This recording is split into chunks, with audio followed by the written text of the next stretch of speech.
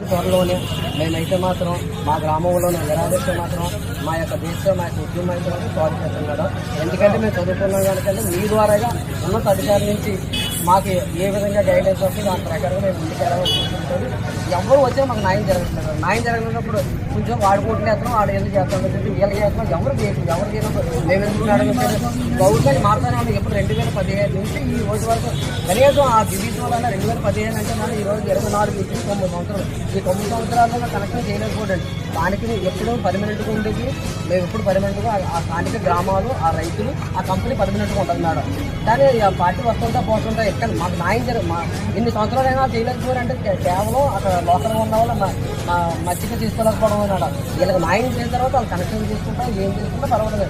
at least ఆ న్యాయం చేయాలని మీ ద్వారాగా మాకు ఆ న్యాయం పొందాలని మా యొక్క గ్రామంలో ఉన్న రైతులు